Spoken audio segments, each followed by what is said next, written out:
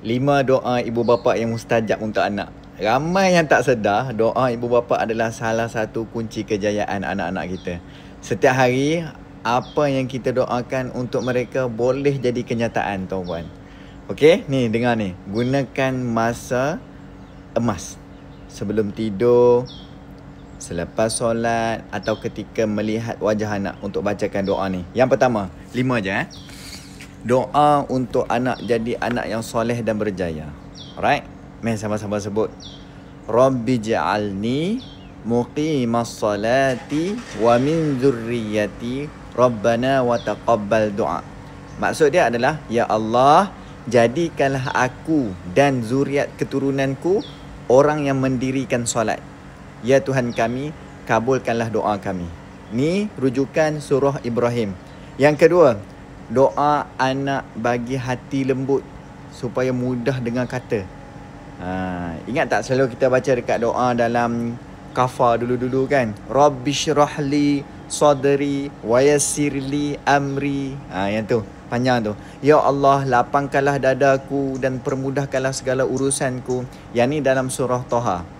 Yang ketiga, doa agar anak dilindungi dari kejahatan. A'udzu bikalimatillahi tammati min kulli syaitanin wa hamin wa min kulli ainin lammah. Maksud dia apa dia? Aku berlindung kepada Allah dengan kalimatnya yang sempurna daripada syaitan, binatang berbisa dan mata yang jahat. Ni ada yang penyakit ain tau. Ni hadis riwayat Abu Daud. Yang keempat, doa agar anak dikurniakan ilmu dan kebijaksanaan. Tuan-puan, ni penting.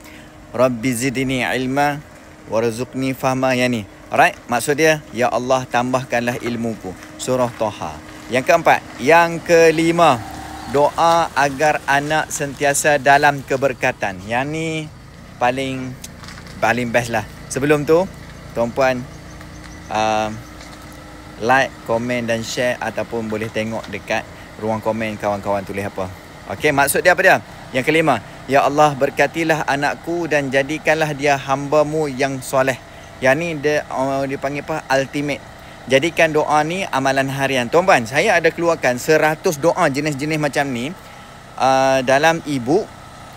So kalau nak, saya sertakan dekat komen, ataupun bagi yang dalam TT boleh tengok dekat link di bio. Alright? So yang ni khusus untuk anak dan keluarga.